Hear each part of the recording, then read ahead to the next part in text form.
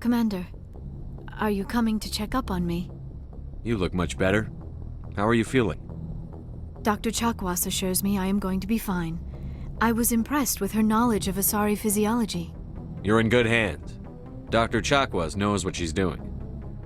I never properly thanked you for saving me from the Geth, Commander. If you hadn't shown up... I'm just glad we got there in time. So am I. I know you took a chance bringing me aboard this ship. I have seen the way your crew looks at me. They do not trust me. But I am not like Benezia. I will do whatever I can to help you stop Saren. I promise. Don't worry, Liara. I trust you. I know you won't let me down. It means a lot to hear you say that, Commander. Thank you. Tell me about yourself, Liara. Me? I am afraid I am not very interesting, Commander. I spend most of my time on remote digs, unearthing mundane items buried in long-forgotten Prothean ruins. Sounds dangerous. And lonely. Sometimes I would run afoul of indigenous life forms or stumble across a small band of mercenaries or privateers, but I was always careful. Until the Geth followed me to Artemis Tau, I never found myself in any situation my biotics could not handle.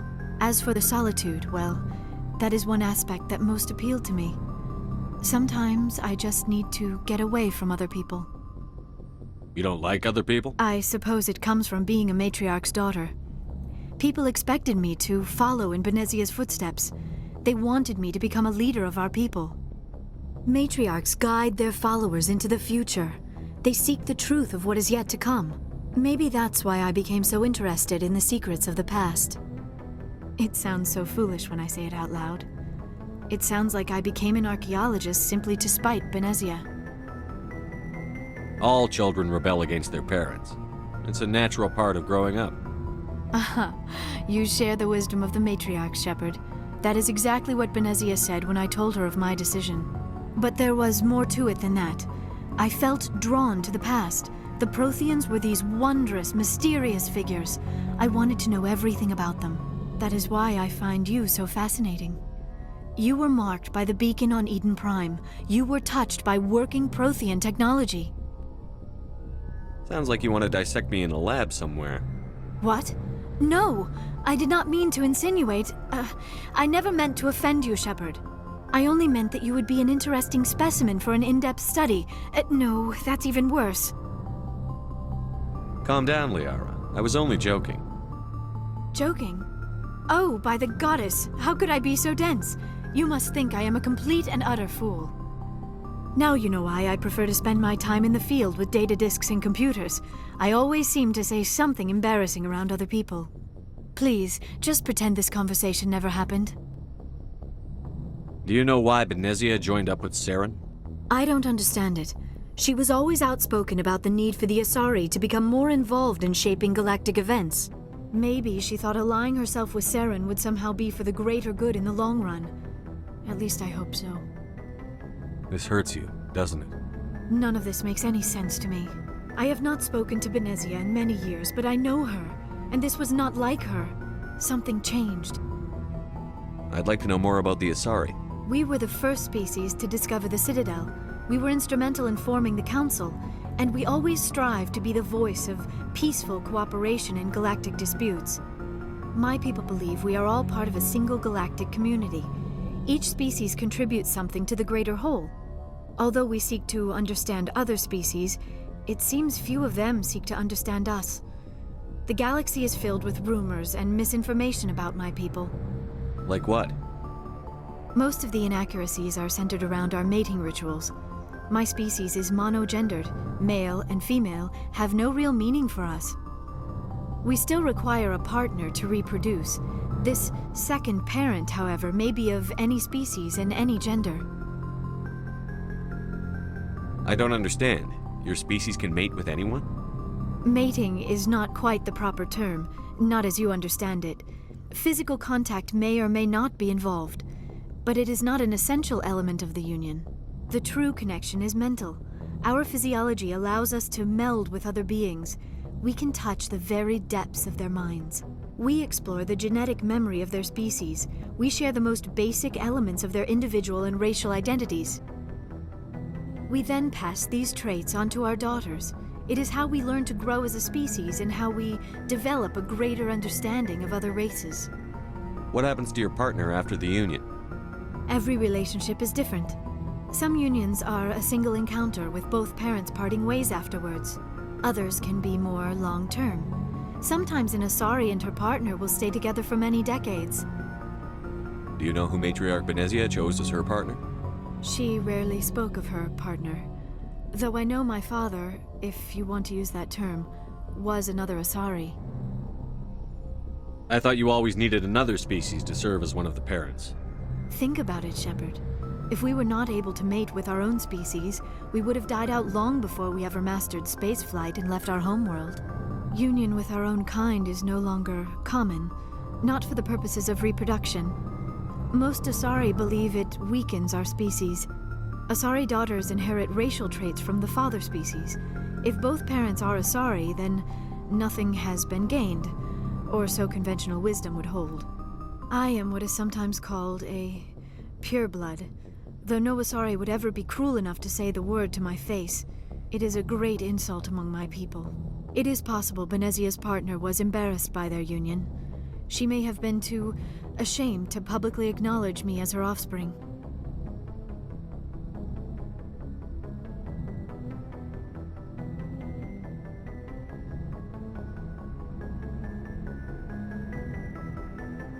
Maybe she wanted to meet you but couldn't. Something could have happened to her. Maybe she passed away. You might be right. I hope you are.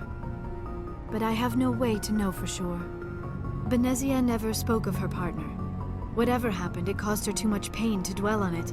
She raised me by herself, though that is not uncommon. Many Asari raise their children alone, particularly if the father species is short-lived. Often the partner will pass on long before the child reaches maturity.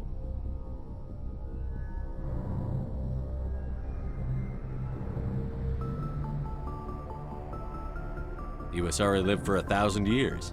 What happens when your partner dies? Few sapient species live as long as my kind. We have learned to take a philosophical approach to our unions. We do not focus on the inevitable loss of our partners. Instead, we enjoy the time we spend with them. And even after they're gone, a part of them lives on in us. The union is a connection that transcends both time and space. I should go. Goodbye, Shepard.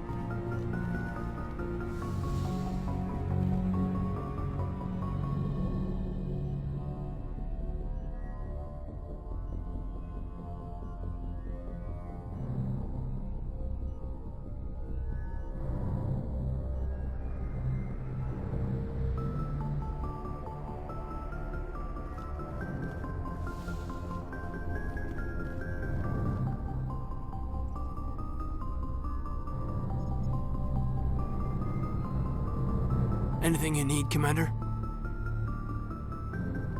Just trying to get a sense of where the crew's at. Thoughts? Is this an official evaluation, Commander? Or off the record? Alenko, when it's just you and me, you can consider it off the record. That's a generous attitude. Okay. I think there's something wrong with all this. This Saren is looking for records on some kind of galactic extinction, but we can't get backup from the Council? Sorry, Commander. There's writing on the wall here, but someone isn't reading it. The Council doesn't want to believe anything's wrong. I'd call it human nature, but... I hear you. It just seems like a group that's been around as long as the Council should see this coming. Sorry if I got too informal. Protocol wasn't a big focus back in Bot.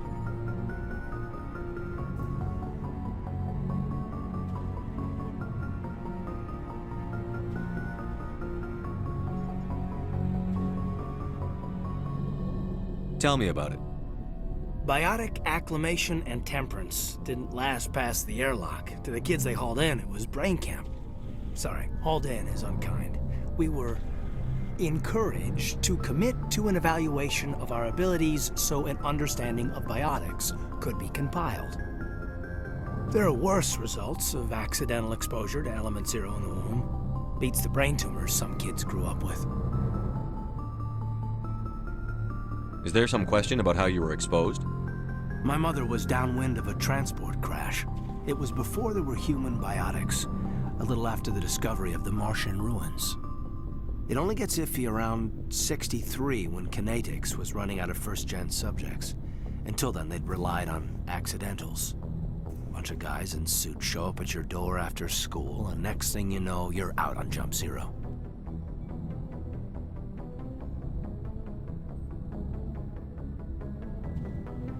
Jump Zero is Gagarin Station, right? What's it like? Yeah, that's the official name. Biggest and farthest facility we had for decades. Right on the termination shock, the outer edge of the solar system. It's where they did all the Goose Chase FTL research before we caught on to using mass effect fields. It was a sterile research platform when I was there. There were other kids in the same boat, right? At least you weren't alone out there. That's true. We did have a little circle that'd get together every night before lights out. We didn't have much to do, though. It was a research platform then, and Kinetics kept Jump Zero off the extranet to prevent leaks. Then you must have had plenty of time to get to know each other. Yeah, we'd sit around and bull every night after dinner, play cards or network games. There was this girl named Rana, who had a little circle grow up around her. She was from Turkey. Her family was very rich. But she was smart and charming as hell. Beautiful, but not stuck up about it. I think you'd have liked her. Sounds like she was special to you. She was. Maybe she felt the same. But things never felt together. Training, you know.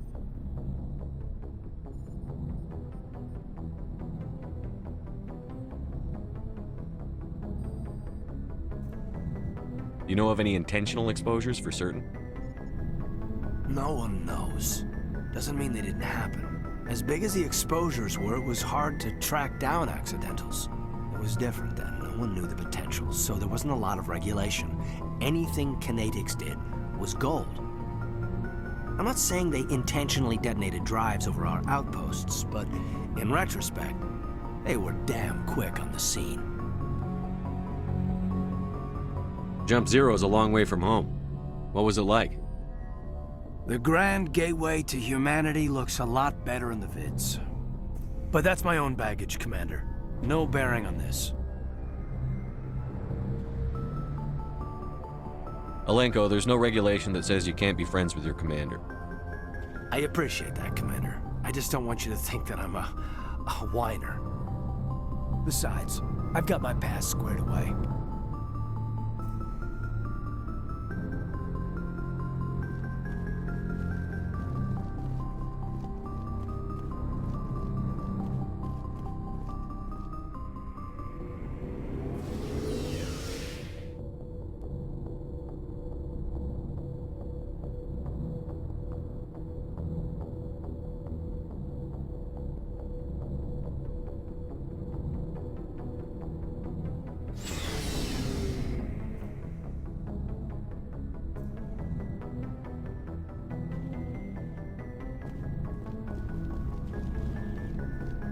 Commander, how are you? Why did you want to be a CSEC officer in the first place? That's a good question. There were several reasons, I guess. Like what? Probably the same as most officers. I wanted to fight injustice, wanted to help people. I guess my father had something to do with it too. He was CSEC, one of the best. I grew up hearing about his accomplishments or seeing his picture on the vids after a big arrest. He's taking my resignation pretty hard. That's tough, but you'd think he'd be impressed you're going after Saren. My father's a CSEC man to the bone. Do things right or don't do them at all, he says. He thinks I'm being too rash, too impatient. He's worried I'll become just like Saren. He actually talked me out of becoming a Spectre when I was younger, for the same reasons. You were asked to be a Spectre? Well, I was targeted as a possible Spectre candidate, me and about 1,000 other Turian military recruits. I could have received special training, but my father didn't like it. He despises the Spectres. He hates the idea of someone having unlimited power with no accountability. He wouldn't like you, Commander. No offense. I suppose I can understand his concern. You can. But Saren's not going to play by our rules, C-Sec's rules. If you want to nail Saren, you need to send someone who isn't restricted by policies and procedures. Just because you can break the rules doesn't mean you should. I don't need to stoop to Saren's level to stop him. And neither do you, Garrus. I see what you mean, but I'll think about it. Thanks, Commander.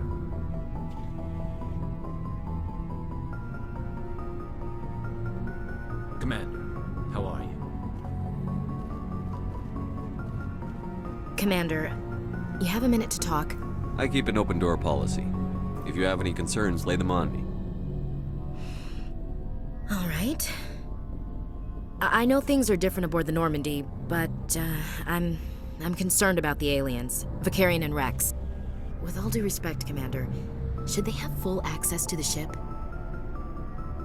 They may not serve the Alliance, Chief, but they're allies. At least as far as Saren goes. This is the most advanced ship in the Alliance Navy. I don't think we should give them free rein to poke around the vital systems. Engines, sensors, weapons. That's enough, Chief. You always second-guess your superiors? Sir! No, sir. I'm sorry, I was out of line. I'll get back to my duties, Commander. Commander? Do you have a few minutes I'm to sorry, talk? Commander. I wouldn't mind talking more later, though. What's your opinion on the last mission? Not sure I buy Dr. Tassoni's story about her and her mom not talking. They're family, right?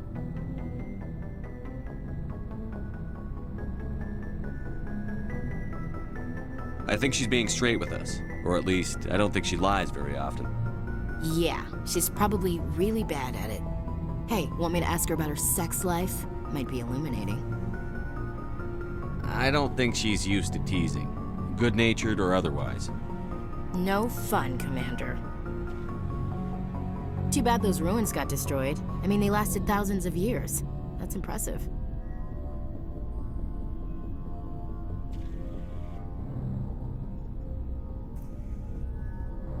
Dismissed, Chief. Sir.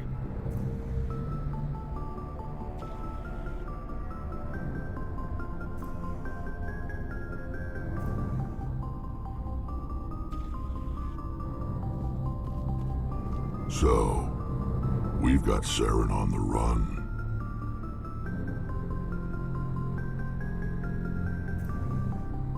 It won't be long now.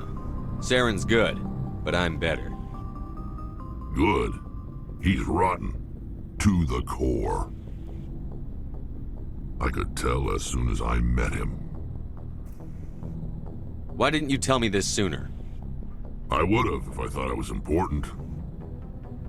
I think I'd like to hear about it just the same. This was a while ago. A bunch of mercs were bragging about a job out near the edges of the Terminus systems.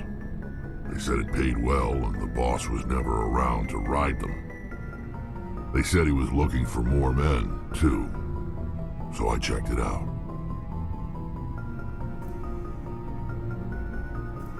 I didn't know Saren was openly recruiting mercs. It wasn't that open, and he only showed his face once. We'd been raiding ships in the area for months when we took out this massive cargo freighter. Our biggest haul yet.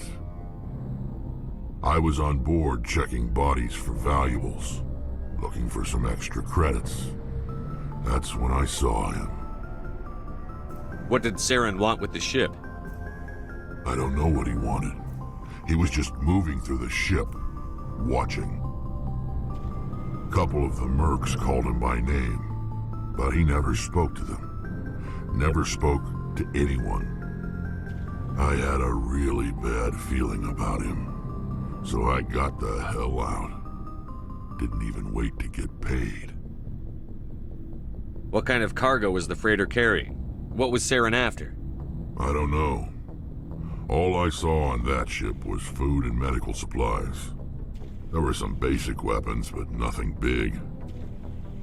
If there was anything of value on that ship, I didn't see it. That's why I didn't mention it sooner. Whose ship was it? There was a Volus trading vessel. Big one. Lots of guards. But they were no match for us. That's the only time you saw him? Yeah. Didn't even know who he was. Still wouldn't if I hadn't joined up with you. But my instincts were right. Every other merc on that mission turned up dead within a week. Every damn one. Are your people really? We're too So long, Rex. Shepard.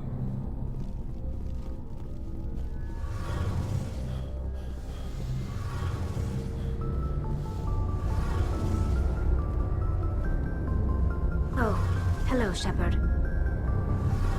Are you okay? I don't know. Your ship is amazing, and your crew's been really great to me, especially your chief engineer. But I just sort of feel out of place. The Normandy runs so smooth it feels like we're not even moving, and the engines are so quiet. How do you sleep at night? The silence wakes you up? Back on the flotilla, the last thing you want to hear is silence. It means an engine's died or an air filter shut down. I guess you don't have to worry about that here. But old habits die hard. But it's more than just the silence.